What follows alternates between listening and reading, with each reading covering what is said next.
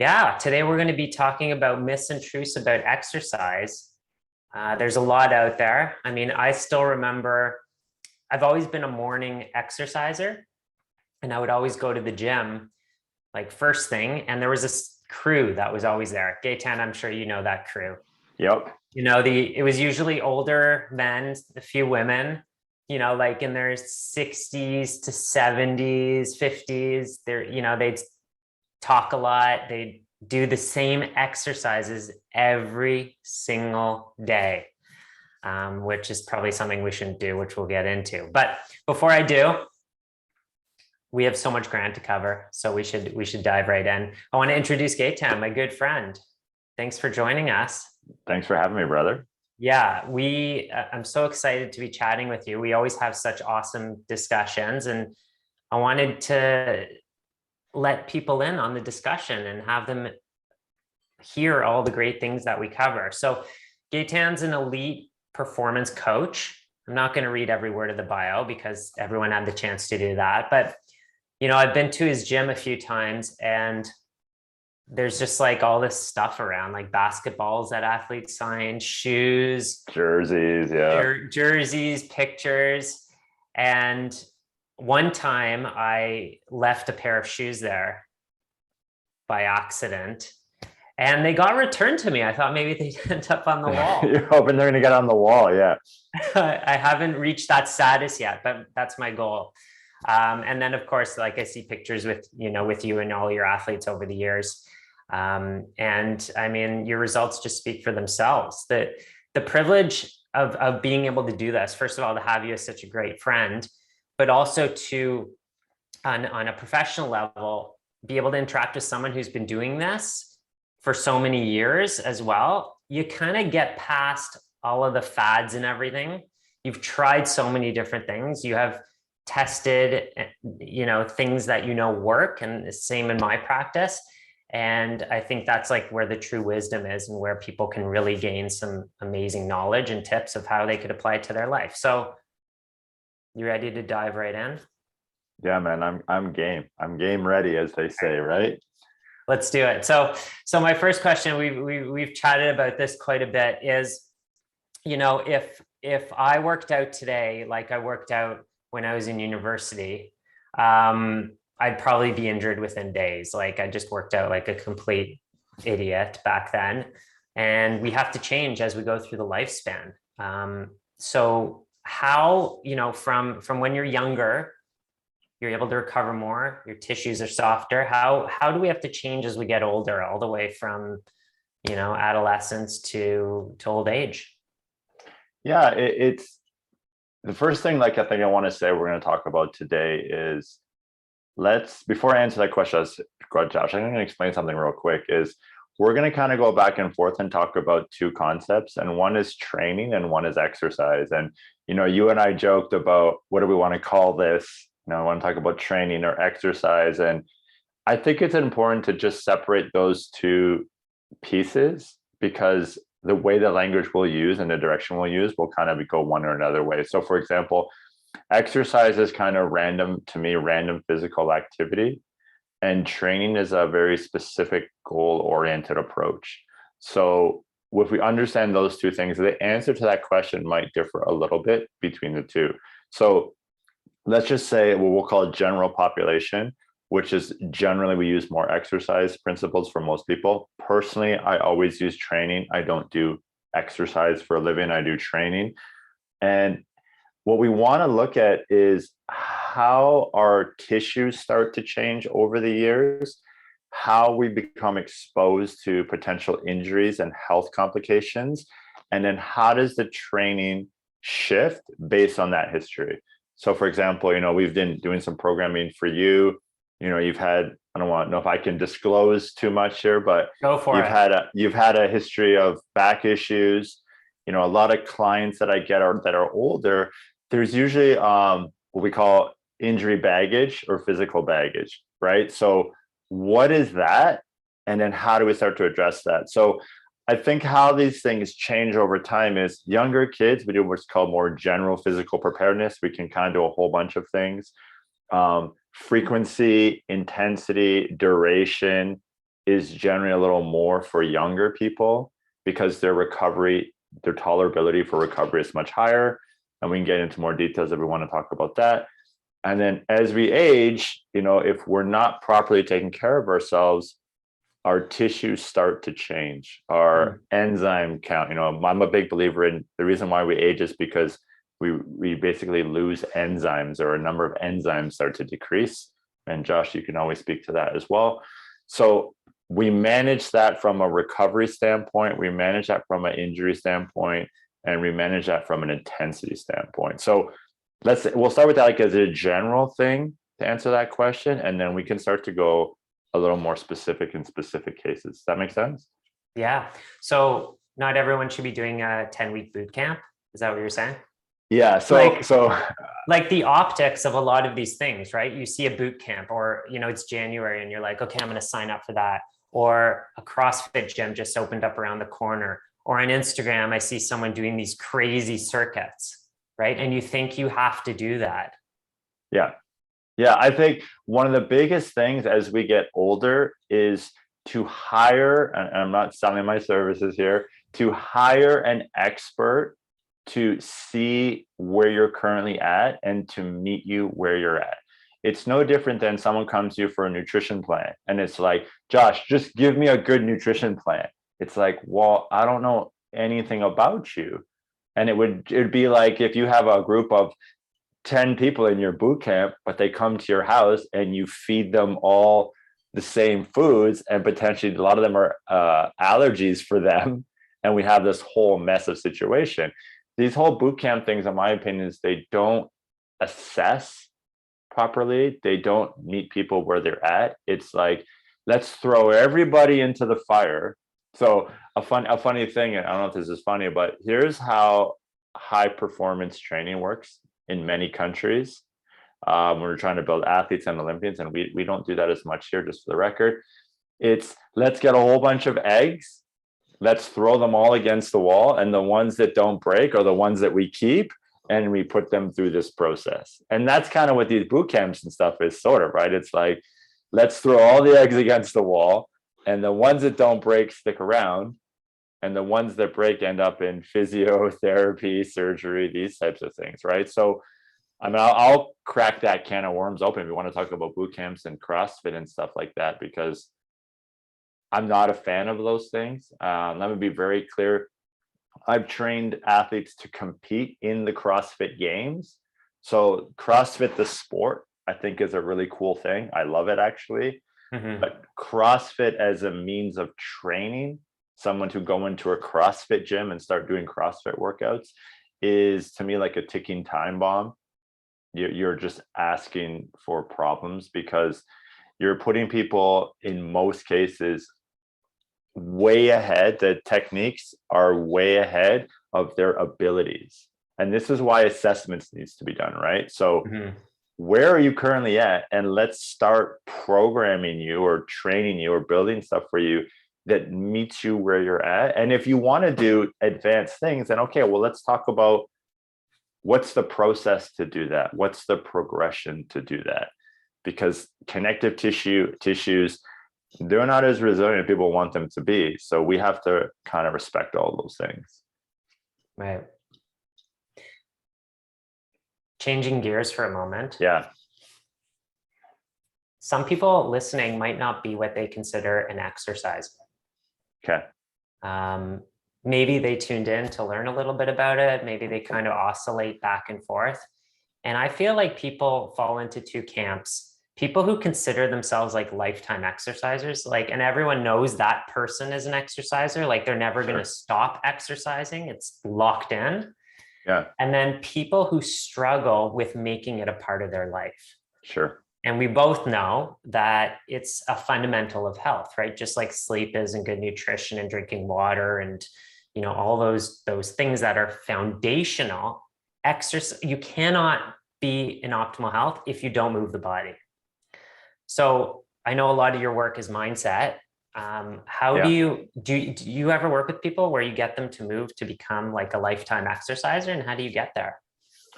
Yeah, it was funny. I was going to message you yesterday and think, do you want to talk a bit about psychology? Because it's everything to me. So I think one thing that separates the way I work as a high performance coach is I work, like you mentioned, a ton on mindset, and I think that mindset is everything. If we don't get the right mindset, then it doesn't matter what the workout is, what the nutrition plan is, it doesn't matter because we haven't got the right mindset. So the first thing that I like to qualify people, and by the way, this goes for nutrition as well as movement, is why do you want to do it? Here's the problem. In my experience, most people enter into, let's say that, to your point, the non-exercisers, or the people who aren't like people like us that have just made it our life. It's part of our life, right? It's not even a thing anymore.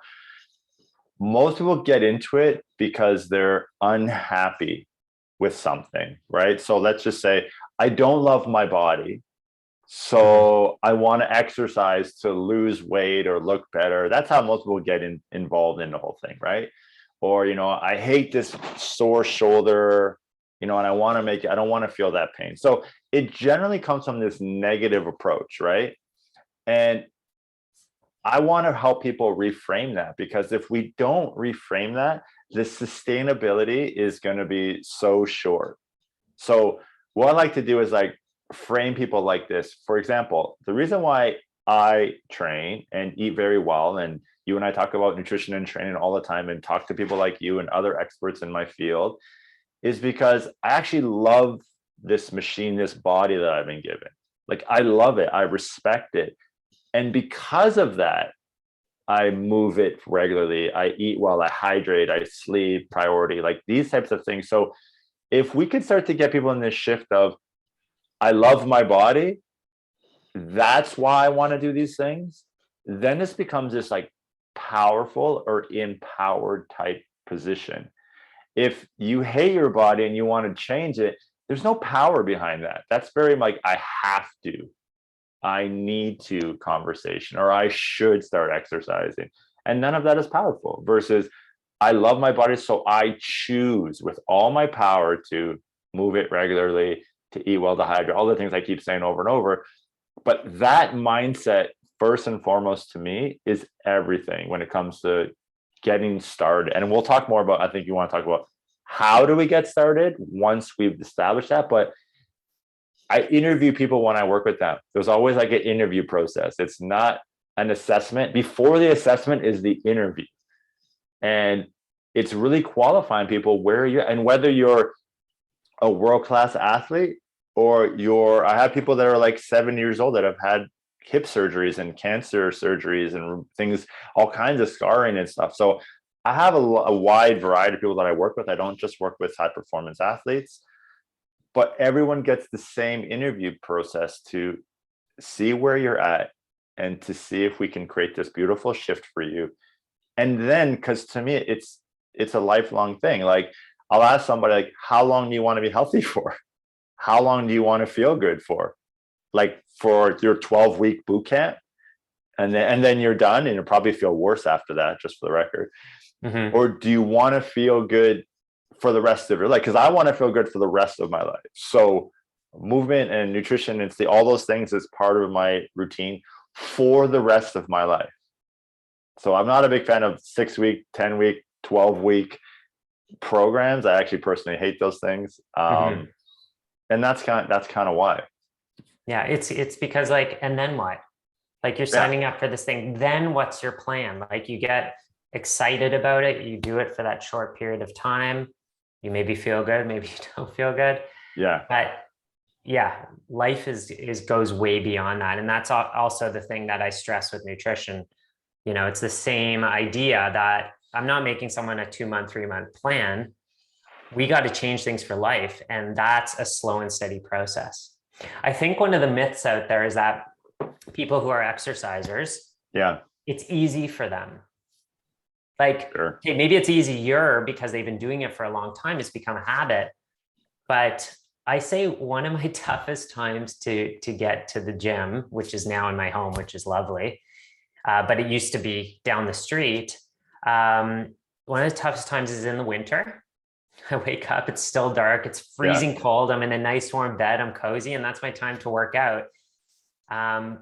But what I've come to realize is that it's literally about 3 to 5 minutes of a little bit of pain Yeah. to kind of get in the zone, and then I'm in the zone. I mean, I used to go to the gym down the street in the middle of winter. It'd be snowing. I'd run there and then I'd Yeah. like get into the gym. Now it's, I just go downstairs.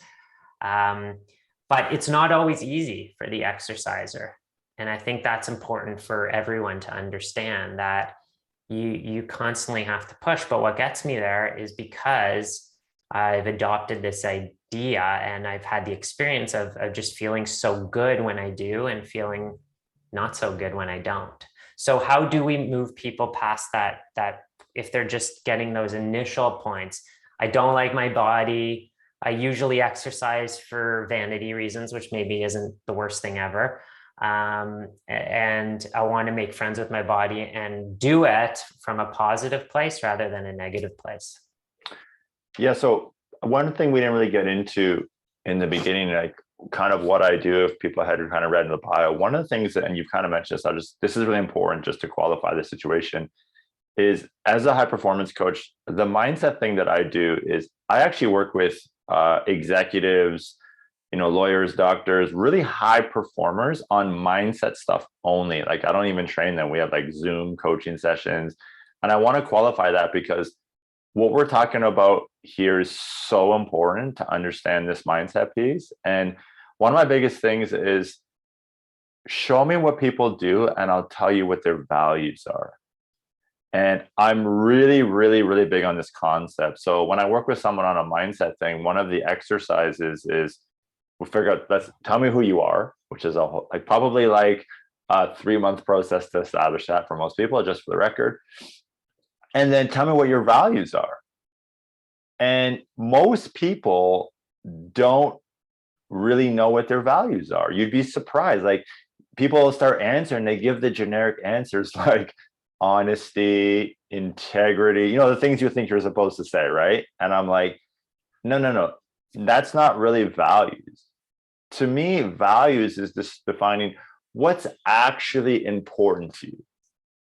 Because I always say, if it's important to you, you're going to do it no matter what. And I'll use the kid analogy. You got a cool little guy at home. I love that little guy. When he was like just a little baby and he was crying in the middle of the night, and I know Finn doesn't cry in the middle of the night, but if he did, it's like nobody wants to get up. Let's be honest. No one wants to get up and go deal with their kid at 2 a.m. But you're going to do it because it's important to you. You've established that this is of value. This is important to you. So if you really want to live a healthy lifestyle, establishing health, movement, nutrition as a value, and really getting clear on that. Again, it's not something you can just be like, oh, I'll just write that down. I'm like, it requires work. It requires coaching. It requires accountability. It requires ownership. It requires empowerment. But if you do that and you say movement, exercise, for example, just talking about exercise today, is important to me, then at that point, when you don't want to get up in the morning, like I don't always want to train every day, I'll be honest, but I'm like, this is important to me. It's a value. It's something I stand for. Then I'm going to go. And that's the biggest thing. If you haven't established that it's a real value in your life, it's going to be temporary. So really establish it as a value. Then it's snowing out, it's cold out, all of these things, it doesn't matter. You're going to go anyways. Yeah, absolutely. Yeah. I want to move on to some other idea about cardiovascular training and strength training and how they've always been separated, Yeah. right? I mean, when you strength train, does your heart not beat? Is it not a cardiovascular training? So I'm also curious about this too. Yeah. Do you need to do both? At what amount do you need to do both? Should you do them in the same workout? Should you do them at different times? Does strength training cover that without having to do the cardiovascular? Like, what should we be doing? Like, what's the latest research on that? Okay, so let me answer the question with the answer that nobody wants to hear first. It depends. There's no perfect formula. Just want to be clear on that. Now, with that understanding, the assessment of the individual is important. Also, what is their need? So we talked about this all the time. There's what the person wants, and then there's what they need, right? So with all of those things being said, that's like my disclaimer, I think. Once we establish that, meeting them where they're at is finding what is the best approach. So there's basically a few systems that I like to address. Okay, so you mentioned cardiovascular system, which is like the circulatory system, right? Heart, veins, arteries, capillaries, all that good stuff. There's the muscle system. We'll just use simple terms for today, okay? There's a connective system, which is like tendons and ligaments. And then there's a nervous system, okay? So as a performance coach, I consider all four of those things. And I'm not even going to get into the endocrine system, which is like hormones and stuff like that. We'll talk about that another time because it might be too much. But when I consider those four things and when I assess somebody, I start to see where we want to prioritize. Okay. So it also depends on the age. So why don't we pick an age right now, just for fun, and we'll have a conversation around an age.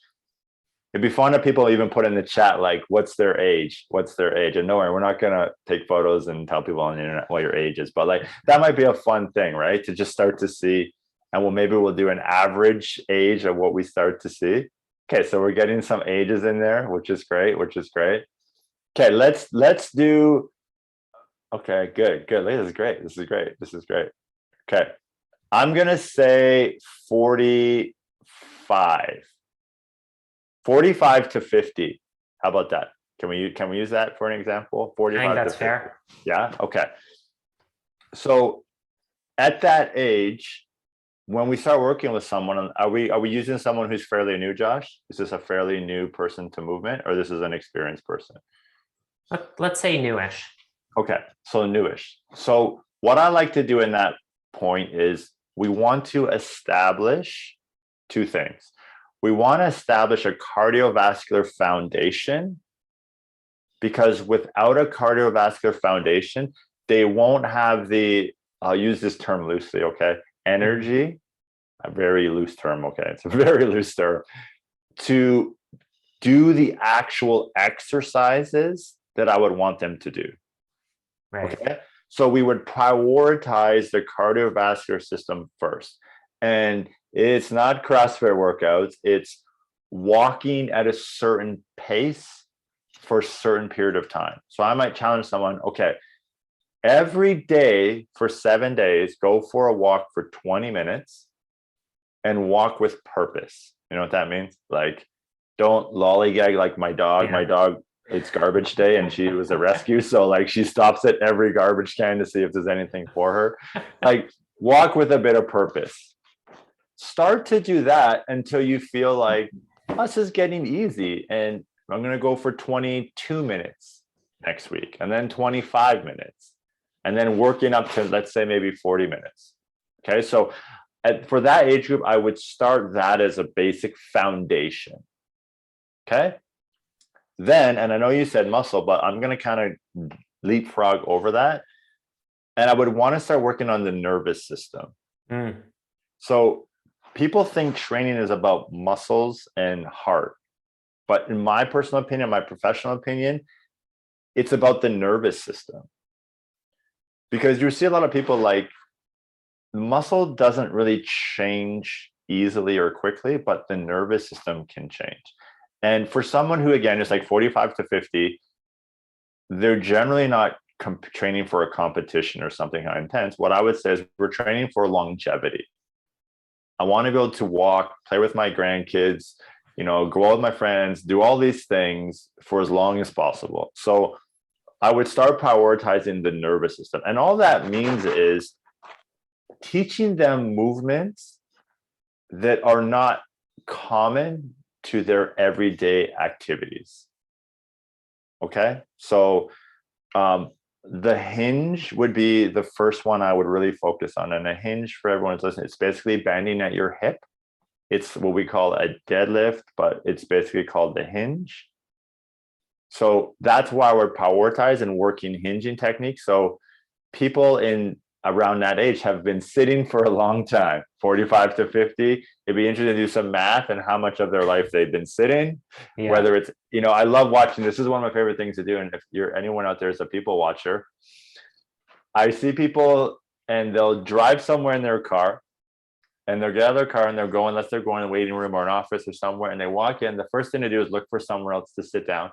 And then they get up and they go into like a room and then they look for somewhere else to sit down. It's like we're constantly looking to sit.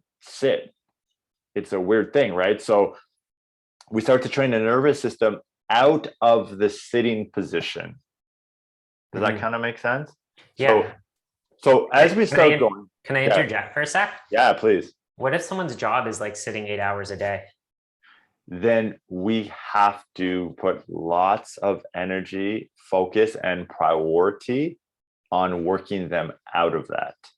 And you can That's train. Exactly what. You can do an opposing training to help mitigate the effects of that position. Absolutely. Now, understand that time is time. So if you're spending 8 hours in a chair every day, and you're exercising 1 hour 3 times a week, do the math, it's still going to be off, but there's still a lot of opportunity to mitigate the risks and reduce the risks from that. Right.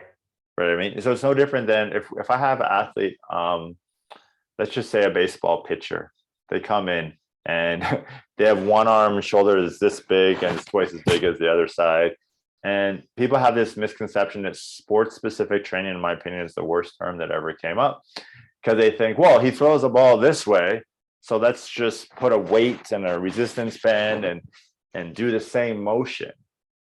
And all you're going to do is you're going to cause all kinds of problems. So training, again, meeting somewhere where they're at is, what does your lifestyle look like? What are your common positions? And then in the gym or the training center, whatever you want to call it, we build something that's contrary or opposing or opposite to the postures that they're sitting in or standing or whatever they're doing most of the day. So, and that's kind of a long answer. I don't know if I answered that question exactly, because you're talking what's the priority from cardiovascular to strength, but building this aerobic foundation or cardiovascular foundation is really important to me. Then attacking the nervous system. And then with the nervous system starts to come strength. And to me, the key to longevity is strength. I'll say it again. The key to longevity is strength. Isn't grip strength correlated with lifespan? Yeah, it's funny. I was going to just throw that out there too. We were talking about that the other day, but yeah, it's just one of those tests. Grip strength is correlated with longevity, and grip strength is just a test of strength.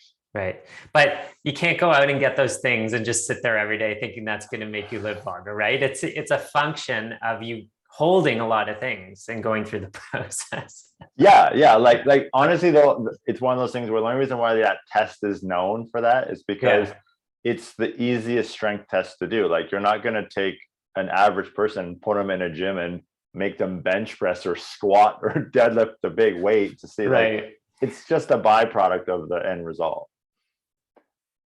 Yeah. So that's kind of how I would look at it. The whole goal is going in a direction of prioritizing strength and then using the cardiovascular system as a supporting system to allow that person to have the, again, I use this term loosely, energy to be able to perform the strength activities that are recommended. Right? Because if you don't have the energy or the cardiovascular system, when fatigue sets in, then risk goes up. Does that make sense? When fatigue sets in, risk goes up. And one of my jobs as a performance coach, a number one role, whether it's a multi-million-dollar athlete or a 70-year-old grandmother, is do no harm. That's the code of a high performance coach, not the person at the boot camp down the gym. Their code is exhaust you, and punish you, right? Like, And yell at you a little bit. right? Like it's called Yeah. chasing fatigue. That's their roles, chasing fatigue for you. Yeah. But my role is do no harm. So it's this whole long process. Yeah. I have to say, after your workouts, I'm often not like completely exhausted and fatigued. Actually, I'm never fatigued, but on some of them, I feel like really good and satisfied from a body perspective. And I feel like I did a lot, but I don't feel like I used to feel when I used to just go maximum in my workouts.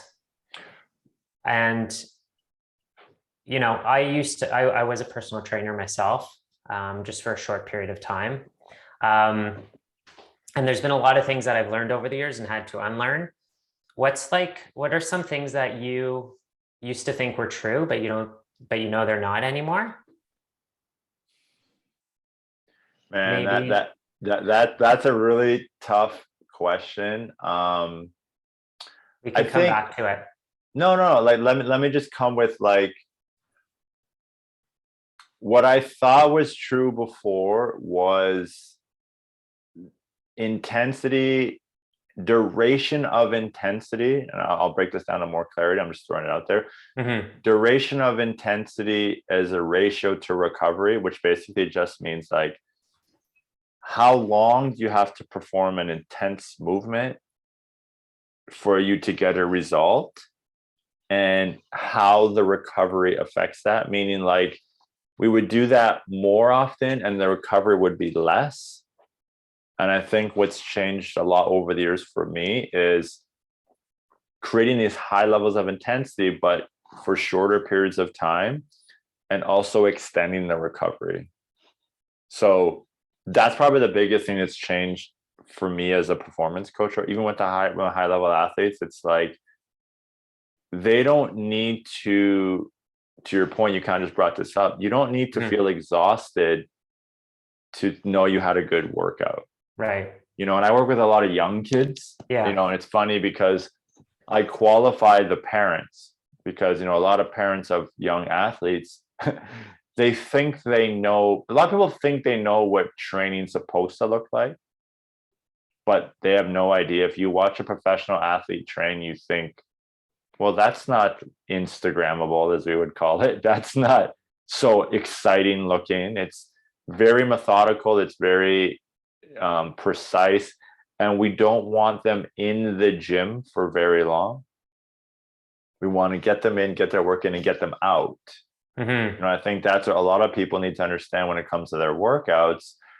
Get in there, get it done, and get out. Don't linger and extend these workouts and go longer than you need to, because we want to get on the recovery train. So stimulate, and then let's get on that recovery train. And we can talk a lot about that. I think that's an important thing. Yeah, I remember listening to an interview with Charles Poliquin once, and he said, if anyone's working out or is in the gym longer than an hour, they're not working out right. Correct. Because we're getting this cascade of neurotransmitters, cortisol, hormones, all kinds of things. And I won't get too technical. And at some point, it's what we call the law of diminishing returns, right? And what we just talked about a minute ago, I said, when your fatigue starts to come up, your risk starts to come up. Mm. So I always, and I don't like to use the word always, manage risk. Mm-hmm. So what is the risk of what we might have the greatest plan, you might have the greatest boot camp, the greatest workout, but like, if it's risky to you, it's not the right plan or program. But let me be very clear, there is something for you. It's not nothing. Right. How long do you spend? Actually, two things I want to say is, firstly, let's cover this first. Yeah. How long do you spend with your athletes with prehabilitation? Everyone knows the word rehabilitation after we've injured ourselves from doing something dumb. But, you know, you watch the Reebok commercial and there's like the 30 seconds of them running up bleachers and like jumping over sticks and everything. And you're like, oh my God, I got to do that to be a good athlete. Yeah. How much time do you spend not doing active muscle cardio, neurological work? So I would say on average, 20% of every session is dedicated to that. See, that's fascinating. Like even the programs you set up for me, stretching, dynamic stretching, and exercises where I thought I wasn't really doing anything was always part of it. Yeah. And also like your warm up, your signature warm up is like a good 10-minute warm up, which I do before every single thing now, which is amazing. Yeah, the warm up is part of the prehab. We generally program the warm up to be part of the prehab, and I do not skimp on that. One of my young athletes came in yesterday. 17-year-old hockey player. She's a phenom. She's an amazing young lady. Mm-hmm. She was late. She had to deal with something at school. And she had to leave at a certain time. So she came in and I was like, she knows. It's like, well, you're not skimping on the warm up or the mobility stuff. Your main workout is going to suffer. Like we're going to cut off stuff off your main workout, but we're not skimping on the warm up. I never skimp on the warm up or some of these we call activation or prehab stuff. To be clear, just on talking on the side of my mouth maybe for a second, but it depends also where my athletes or my clients are relative. Like with athletes, we have like what we call seasons. So depending on their off season, depending on what they're doing, if it's summertime now, like for example, a lot of our athletes are done their sport. So the first little bit, there's a lot more of that prehab stuff. And then as we start to get them ready to go back into their sport, the prehab might go down a little bit as the training or the intensity starts to go up. So it's not always the answer, but 20% is a fair answer because it's so important. What are the biggest mistakes you've seen people do over the years, other than using the Thigh Master to get strong thighs and the ab curler? Yeah, I think the biggest mistake is people not getting a proper assessment. Right? It's no different than tell me what the nutrition plan is, but you've done no assessment or no testing. I think that's the biggest mistake. Not getting a proper assessment to see where you're currently at. And then basically falling into the trap of doing things that you like to do versus things that you should be doing. I don't want to use that word should, but doing things that can really benefit. And that's where the assessment comes in. Yeah. Right. So people come in and I'm guilty of that one. Yeah, I know. That's why I argue with you on that stuff sometimes with your program, but it's all good. It's all good. Like, I think that's the biggest mistake, not getting a proper assessment and then just doing things that you want to do versus understanding the things that could really benefit you. And then not making a recovery a priority. But yeah, that was actually a big shift for me when I first came to you, telling you that my main goal was to be able to pick up and throw Finley for years to come without getting injured, right? Whereas, being a guy, in the sports world and having done kinesiology, like having big muscles is a big part of that throughout life. So it was like actually a big mental change for me. And it's still something that I work on. Like definitely you want to have a nice physique, and it's probably just a downstream effect of doing the right stuff anyway. But my priority is function. And like people ask me like, what's functional nutrition? I always say like, it's the opposite of dysfunctional nutrition. So like, what's functional exercise? Like, how do you answer that question? Yeah, this is a funny thing. And I think it's totally different in nutrition, just for the record. That's a term, just like sports specific training, that I'm not a fan of, because all movement is functional. All movement is functional, in my opinion. Is the movement prescribed properly, again, for the need of that individual? One of the things that I'm a big fan of is if you get a personal trainer, you go like a regular gym and you hire a personal trainer, interview them. If you're looking for a trainer, interview them, ask them a lot of questions, because it's important that they have the answers. You'll see a lot of people in a gym working with a personal trainer, and I don't really go to gyms anymore. I have my own facility and whatnot, so I sometimes forget. But whenever I'm traveling, I go to like a gym and I see it, I kind of cringe sometimes, because most trainers are giving someone an exercise, but they really don't know why.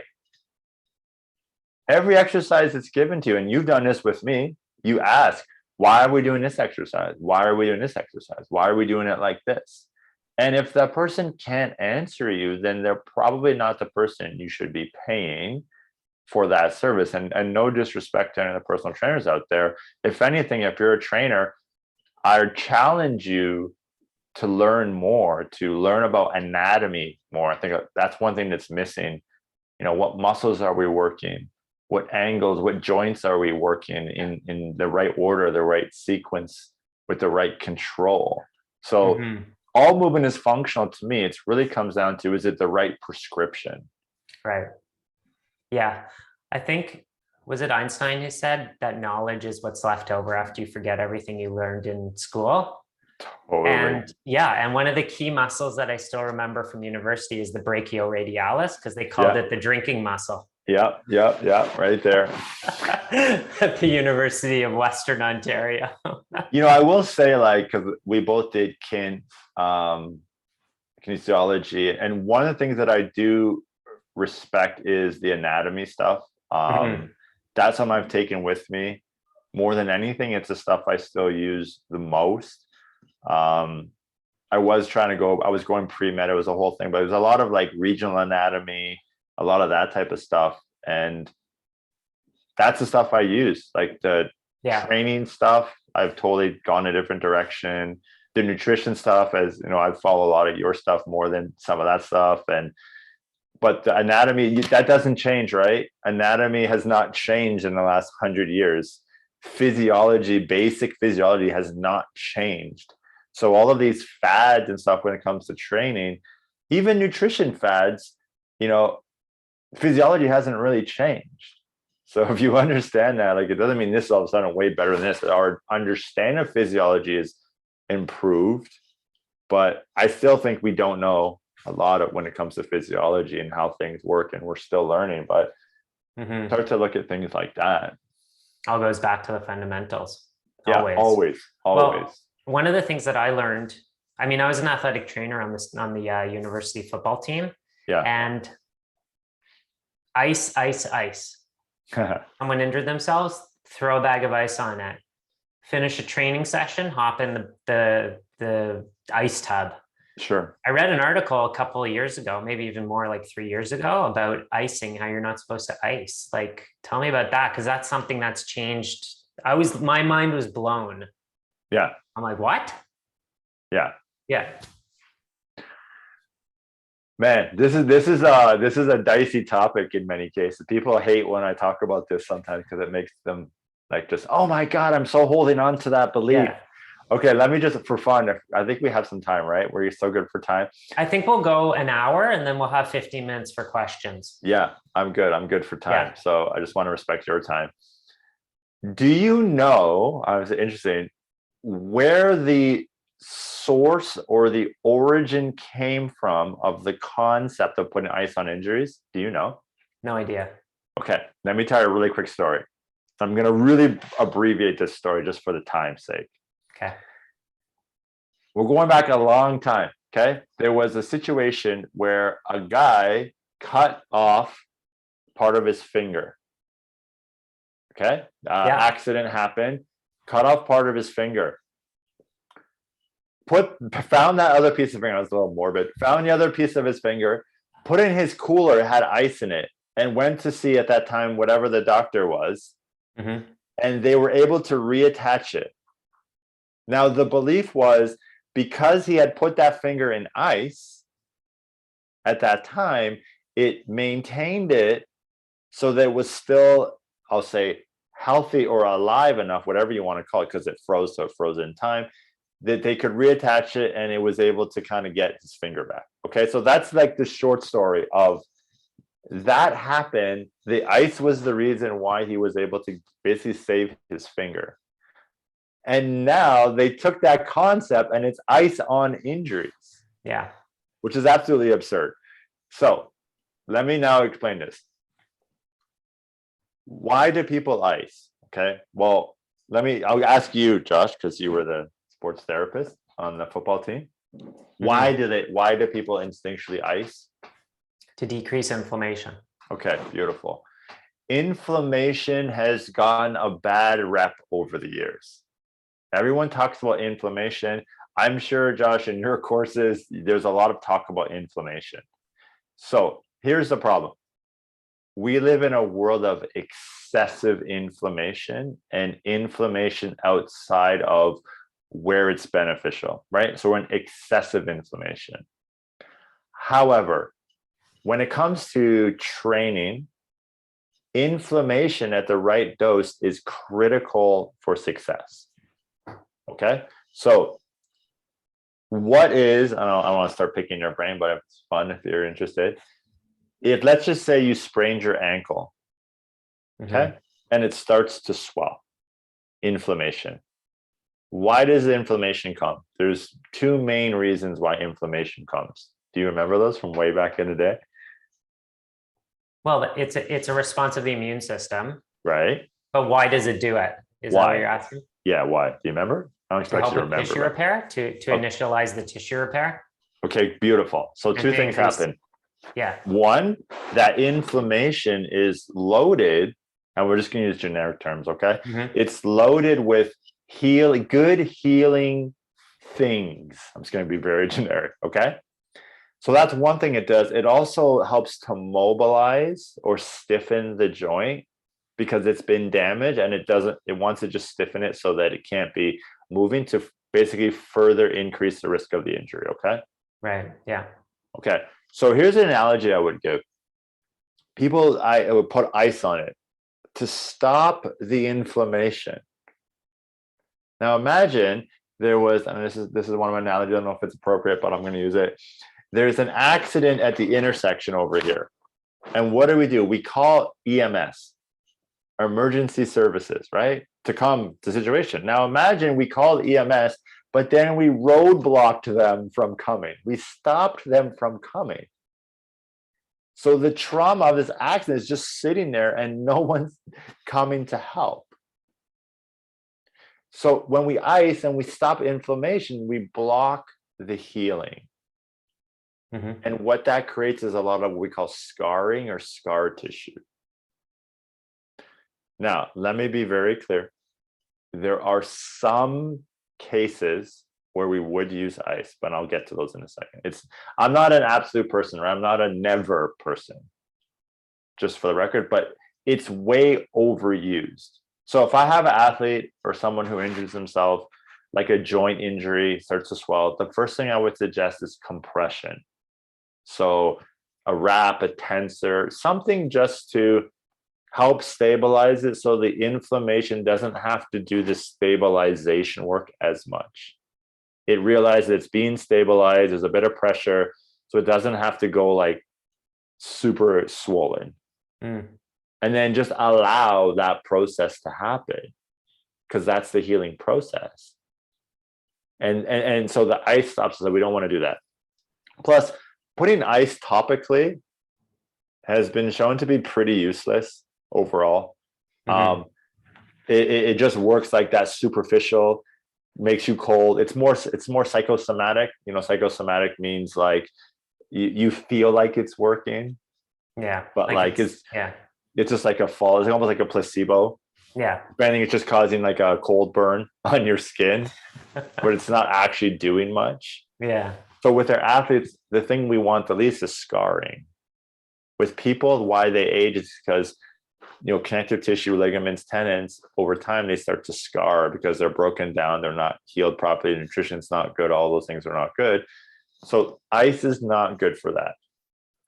Also, this idea of, I know we talk about this, we both do this in post, doing cold therapy, like cold plunges. I am a big fan of that. However, I'm not a fan of doing that right after a workout. You mentioned after the training or after the game, they throw the athlete or whatever, the person, in the cold plunge. Well, what's happened after your workout is there's an inflammation response. And that inflammation response is to help kickstart the recovery from the workout. So we don't want to shut that off. Same reason why there was a lot of good research around, things like vitamin C, anti-inflammatory type vitamins, not taking those right after you train, after you exercise, because again, it's trying to shut down this inflammation response. Now, I'm talking specific to training. Inflammation on its own for people is way excessive and that needs to be addressed, but I'm talking specific for our conversation today. So to use cold or cryo, we do that away from the exercise. We do that like on an off day, or let's say you exercise in the morning, maybe like in the evening you do the cryo or the cold plunge or whatever. So that stuff I'm okay with. It's just not using it right after injury. I'm not a fan of that. Is there a time and place to use ice? Like, do you have to wait a certain period of time and then you can use it and it will be beneficial?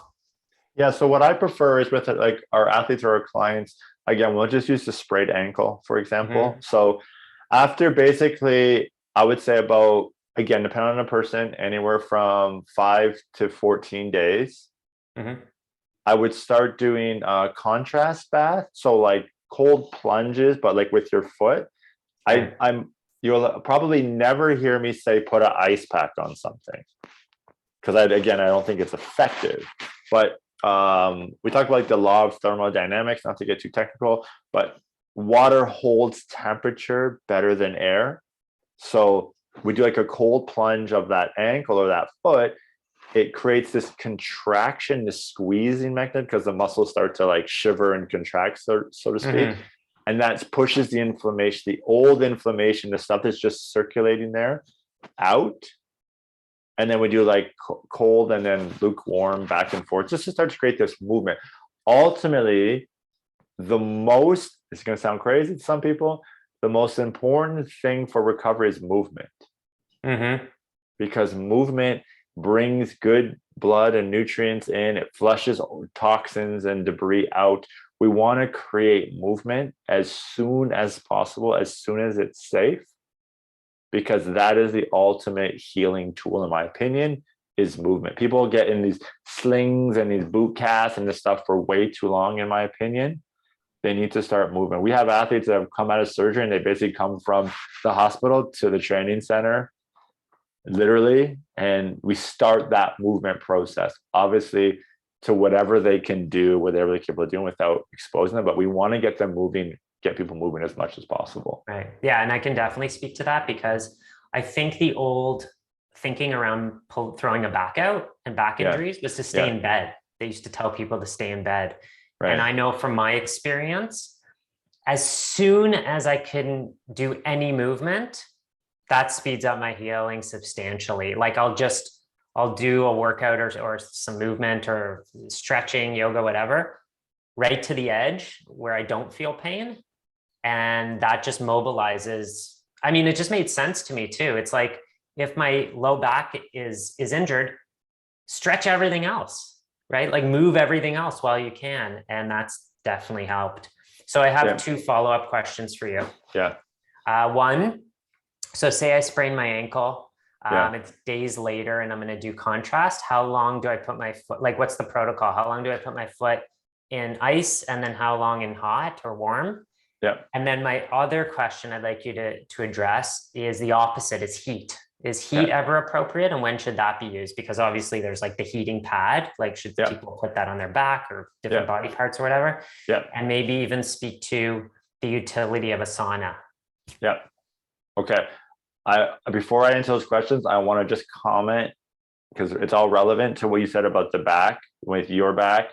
And there's been a situation where you would call me and the back had gone out for something. And my first thing is do this movement, this movement, this movement, because people need to understand when like a back is out. Because I think a back is an important, relevant conversation right now, because I think a lot of people experience back pain and not necessarily ankle sprains, but we'll talk about both. When the back is messed up, what happens is there's muscles that are kind of like over firing, they're tense, they're almost locked up. And we need to get them moving, because that will start to release them. If we just leave them, they just stay tight and they just create more and more damage, because they're pulling the body in a certain way that it doesn't want.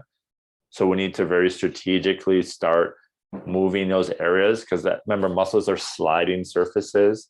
when they get stuck, locked, that creates all kinds of problems. So how do we slowly get it sliding, whether it's manual work, someone hands-on working on you with a combination of movement, that's super important. Okay, so let me just address that.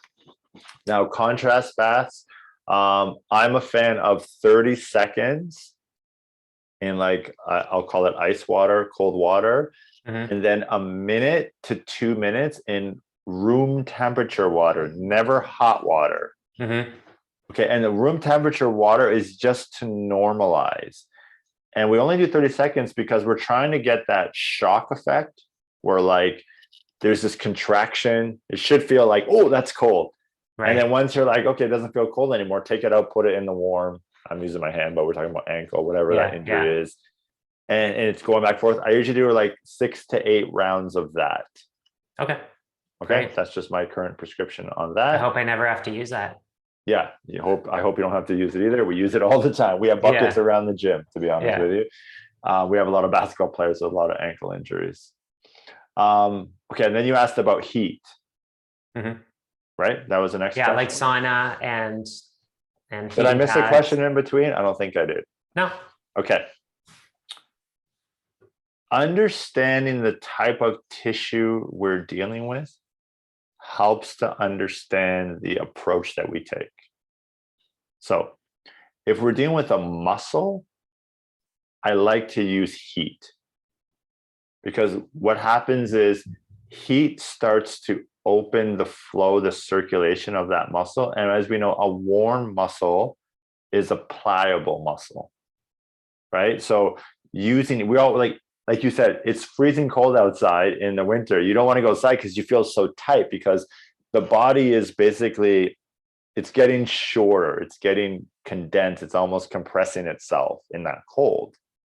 Where the heat starts to allow it to open, it improves the circulation and it allows that muscle. So if someone has an injury, let's just say you've been sitting on the couch or you're lying in bed and you get out of bed and like, oh, it hurts.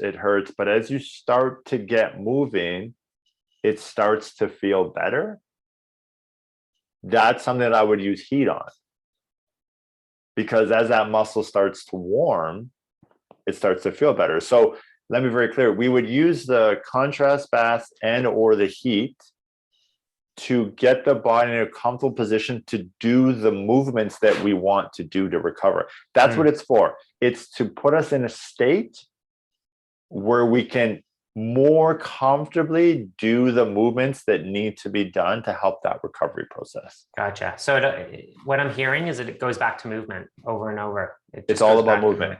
It's all about movement. It all goes, people are just always into the quick fix, right?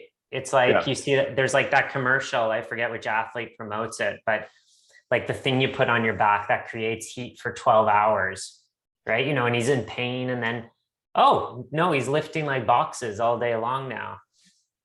Just like supplementation, just like medication, there's no quick fix. You gotta move the bod.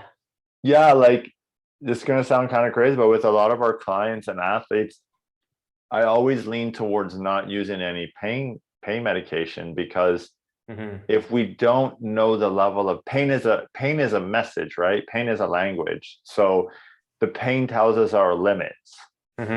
So if we use like a painkiller, for example, and we don't now know the limit, we can cause further damage. But if I have a client who doesn't use a painkiller, and it's like, okay, we're not going to exceed, it depends on the situation, but like a 5 out of 10 on the pain scale, but we're willing to go to the 5. If we can get to the 5 and still do the work, we're good. But again, if we mask it, when we start masking things, we create further problems. Like, as you know, I don't like orthotics. I don't like braces.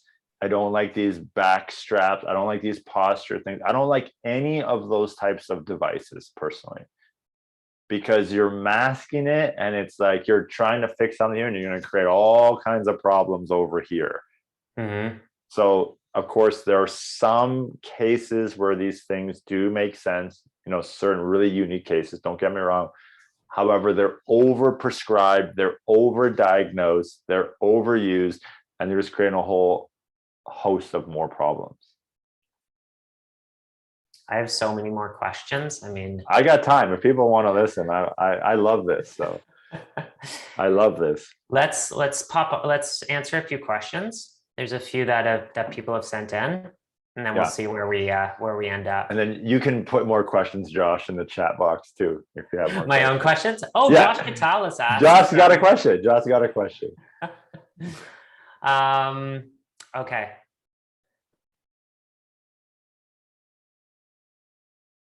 Let's see. Okay. Someone asked what my warm up looks like. I know that's been. I think that's been asked twice. Yeah. So let's just address that real quick without being super technical. Sure.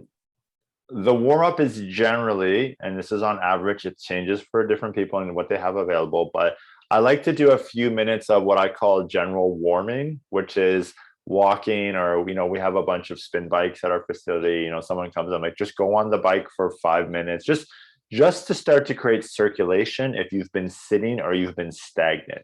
Okay, so brisk walking, that kind of thing, walking in a circle, whatever, you only have a small space, whatever that is, start to create some circulation. So pulling the blood from your core, your digestive system, etc., and starting to pull out into the extremities. Okay, so that would be the first part. And then starting with basic movements, I basically work from the top down. So we do kind of like neck roll type stuff, shoulder stuff, arm stuff, flies, twisting at the core, hinging, side bends. Yeah, Josh knows the whole thing. Hip circle, and then like wide feet, lateral type squat movement. And then we call like a wide foot hinge. So one of the things that we didn't really talk about, Josh, which I think is really important to just throw out there, and maybe this is like questions are showing up from questions, which are cool. Whenever I program for somebody, I like to address the different movement planes. And so we have a variety of movement planes in the training or in the warm-up, right? So movement planes are like, I can move from the front, I can move outside, I can move this way, I can twist.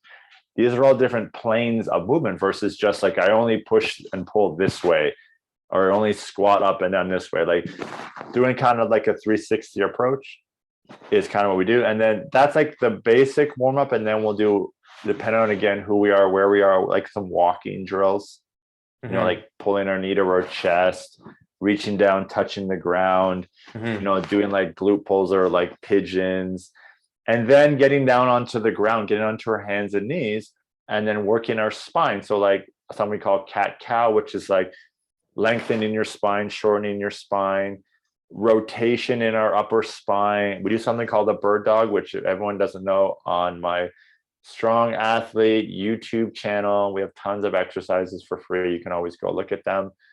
There's a link on our website, strong-athlete.com. Bird dog is basically on your hands and knees and going opposite hand and opposite leg straight out. These are all activation things. So start to activate different muscles, activate your core, activate your hips. So that's kind of how we progress the warm up. Again, there's a few more things, but that's kind of the general thing. So I hope that answers that. Cool. There's a question here about heat created by massage. Yes. So I want to add a part to that as well, because I've tried almost every type of manual therapy. Yeah. And I actually believe like a massage is relaxing, which you've told me just to get it if it's relaxing. I have, yeah. But I don't think any manual therapy has ever really worked for me that well. Okay. So what's your opinion? First of all, massage creating the heat, and then just massage as a manual therapy.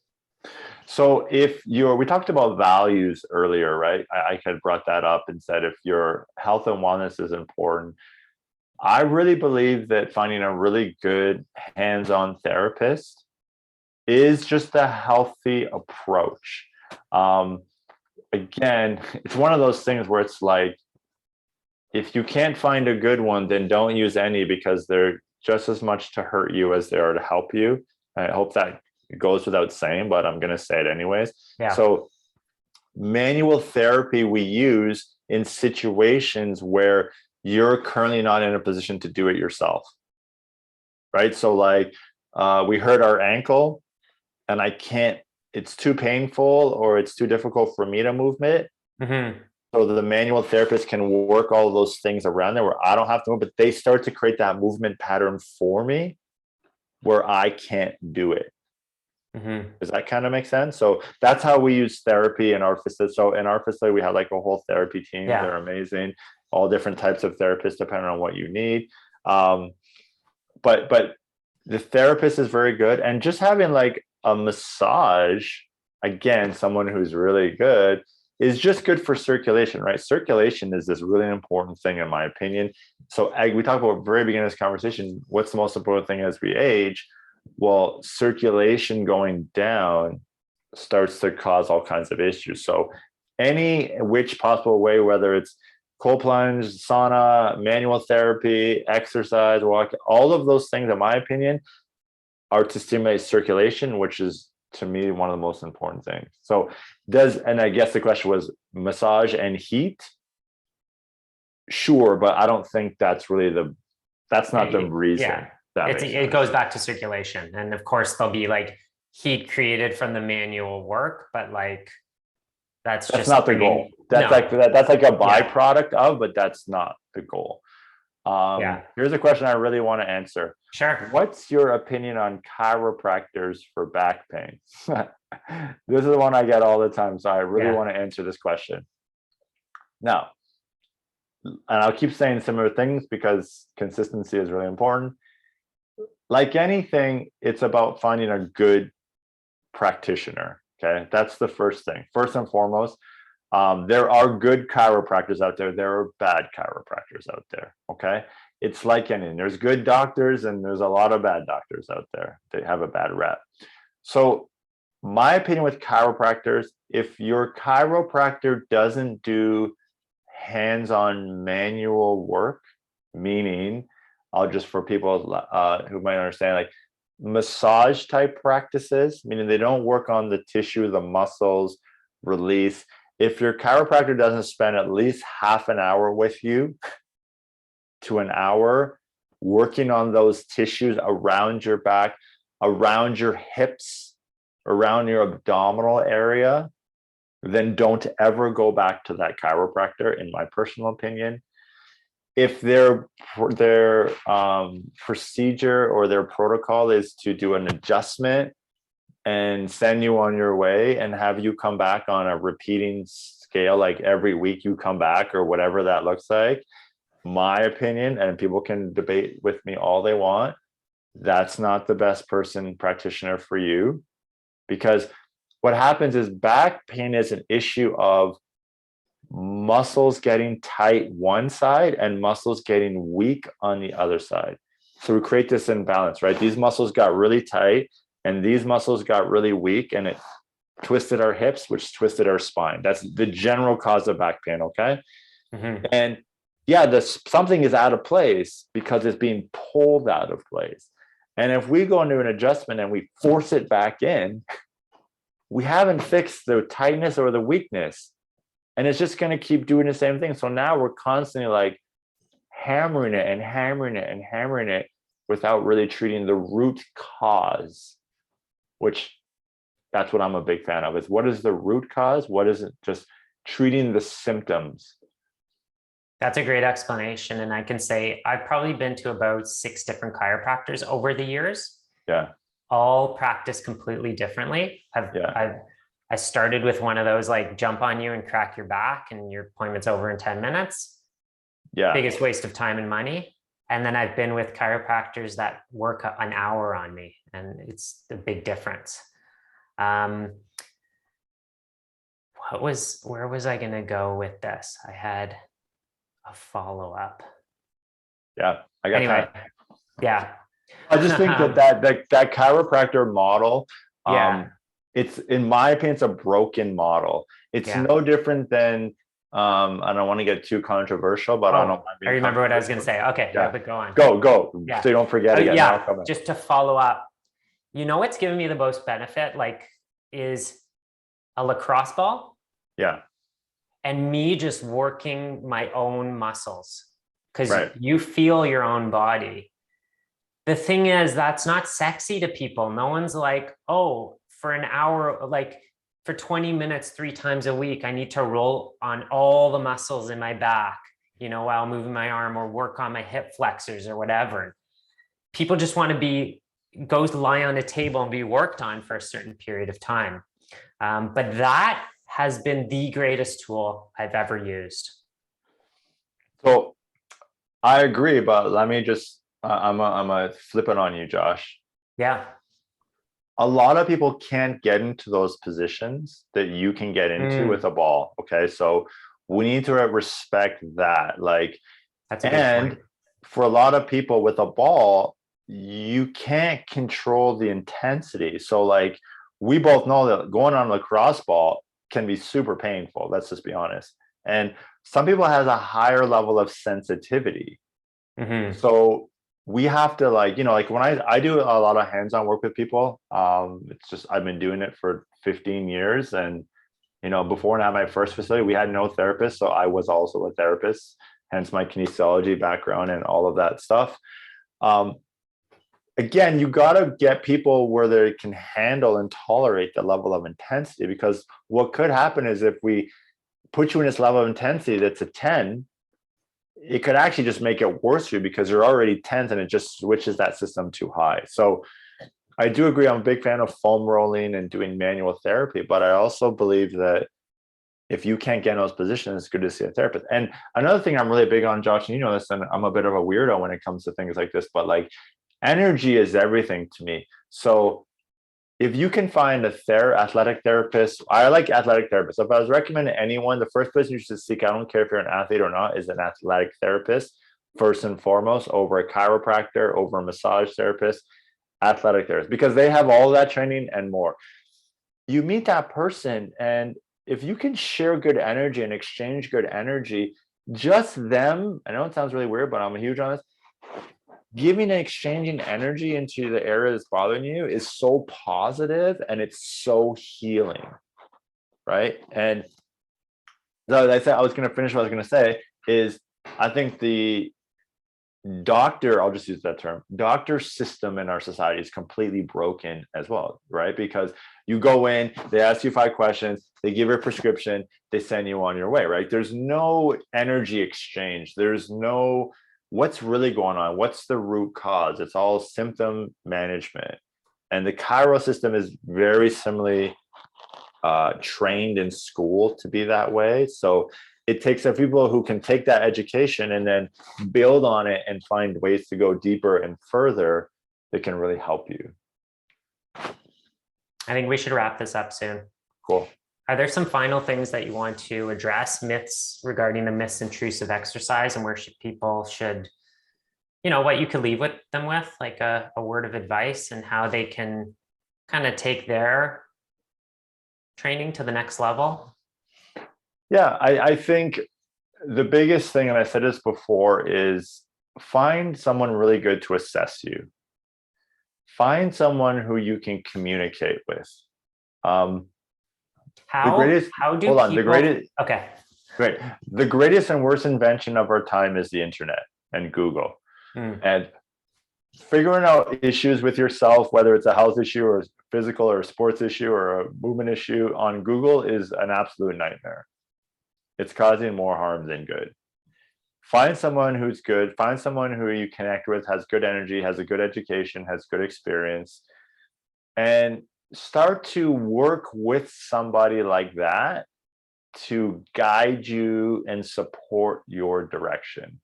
The fact that, trainers and sports therapists and athletic therapists and strength coaches like me are not covered under health benefits is completely insane to me.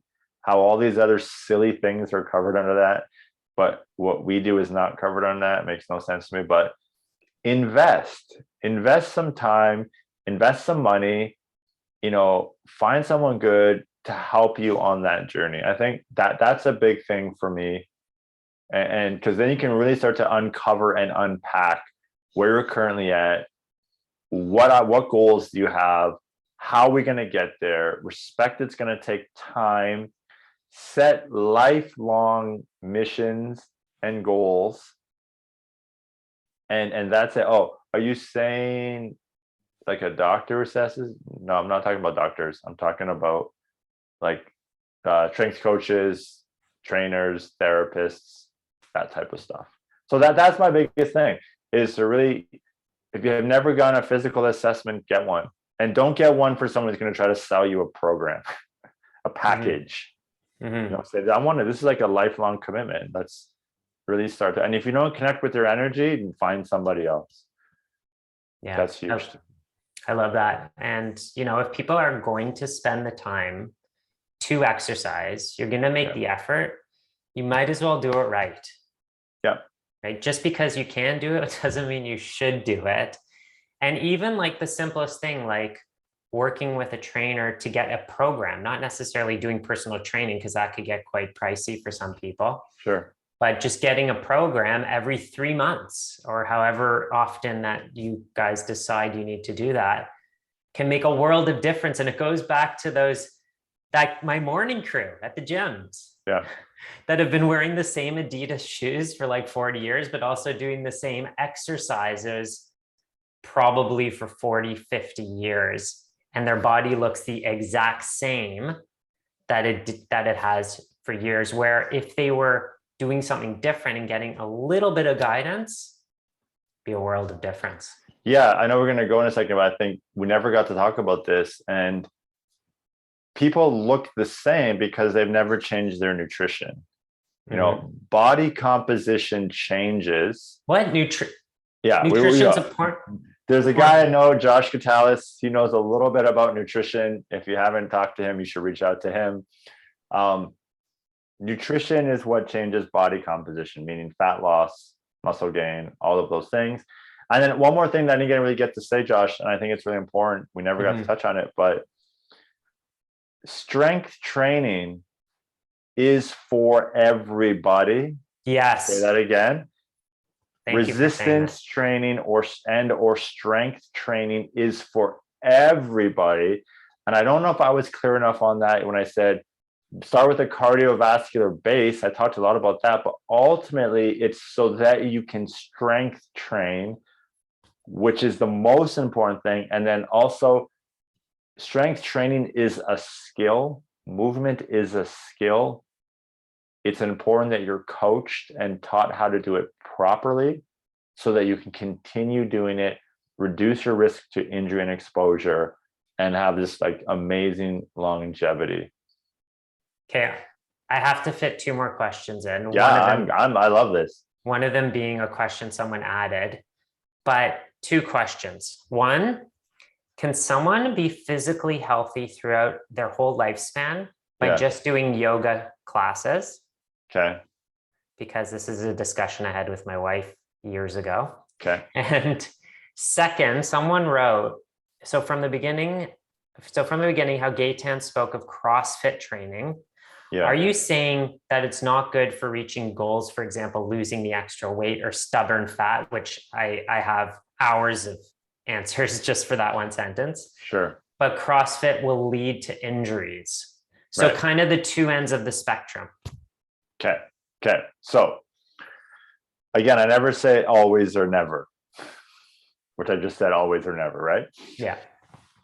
Yoga to me is a beautiful, we call it active recovery practice. So like with my athletes, we program yoga maybe once a week into their programming. Now, let me be very clear. I'm a purist when it comes to things. So yoga has been taken in this society and turned into like power yoga and all of these like silly things, which is no longer yoga. It's like turning yoga into a boot camp, which I think is absurd in my opinion. So yoga as a breathing, controlled movement practice, I think is a beautiful thing. And strength training done properly is going to help you extend your longevity. Yoga, in my opinion, is part of a program, but it's not the program. It would be the same thing if I said only lift weights, but don't stretch and don't do any aerobic or anaerobic or cardiovascular work. It's part of a bigger picture, but it's not the answer to everything. You need strength, in my opinion, resistance training that is not just body weight. Does that make sense? Makes a ton of sense. Right. And let me be very clear on one other thing that we never talked about. And this is one of my pet peeves. You should ask me what my pet peeves are, Josh. My pet We'll peeve start there next time. are people who are giving fitness advice on Instagram or social media that are saying, just lift light weights or just do yoga or just eat bananas all the time, as you know. And because they look fit, you think that they got fit by doing whatever they're recommending. But the reality is, whether they did that or they did anything else, they would look the same. So how they look isn't necessarily how they got that way. They were born that way. They just look that way, but that's not how you necessarily become that. That's just a pet peeve of mine. And then let me answer this CrossFit question, because I don't know if I was clear or not. Most people have stubborn fat because their cortisol is too high, their stress hormones are too high, especially like belly fat and stuff like that. There's this constant circulation of bad hormones, or we're going to be really simple, right? Stress hormones. And if that's your case and you go to do CrossFit classes, which is like setting your hair and your nervous system on fire, you're just adding to the problem. Plus, the thing with CrossFit is they're doing movements that are way more advanced than the skill level or the what we call capacity of the person there. Meaning, like, you're going to throw a weight over your head like this, but you don't have the shoulder ability to get into that position. But don't worry, just keep doing it with a heavy weight, and eventually it'll get there. No, eventually it'll tear off, and then you'll have a big problem. So that's my big thing about CrossFit classes. Again, I don't say always or never. There are some CrossFit places and some CrossFit coaches who are really good, who can give you what you can do and who can bring you along at the right pace and the right progression, versus, oh, you're in, it's the workout of the day and it's this crazy workout and it's your first workout, but you just jump in, you'll be fine. That's a recipe for disaster. So there are other ways to lose fat. To me, fat loss is done through nutrition, strength and health and movement, and all that stuff is done through training. So I'm not a big using exercise for fat loss. I'm more on using nutrition for fat loss. Amazing. Yeah. Well, I think the next time we chat, we'll just entitle our event Gaetan's Pet Peeves. Oh, that would be so much fun. And we'll start there. I want to do yours too, though. It's our pet peeves. We should do that. That'll be fun. That would be fun. Yeah. From a health perspective. We'll just go back and forth and banter each other. So thanks so much for joining me today and answering all these questions and chatting about exercise and training. My pleasure. I'd love to do this again. I think we have to do this again. I hope everyone gains something that they can apply, because otherwise this is all done for no reason. We got to apply it because that's where the power is. If they want to find you, where should they go? Yeah, on Instagram at Strong Athlete. You can always connect with me through there. Our website is strong-athlete.com. That's mainly with our athlete portal and stuff like that. But again, I don't just work with athletes. I don't just consult with athletes. I work with all kinds of people. So yeah, if you're looking to reach out, or, I just do consultations. I do all kinds of things. I work with people all over the world. So it doesn't really matter where you live. The future and the amazing thing of technology that we have, there's different ways to connect with people. So and thanks for having me. Podcast, right? If people want to learn more. Yeah. The Strong Athlete Life. Josh has been a guest on that show, and he will be a guest on that show in the future again. And yeah, man, I would love to come back on if your audience enjoys these conversations. We have these conversations all the time, so why not share them with people, right? But yeah, people can just DM me on Instagram. Might be the easiest way to connect with me, and then we can go from there. Okay, awesome. Thanks so much. Have a great day, Gaetan. Have a great day, everyone. And train smart. Train smart. Okay, take care. Later. Bye.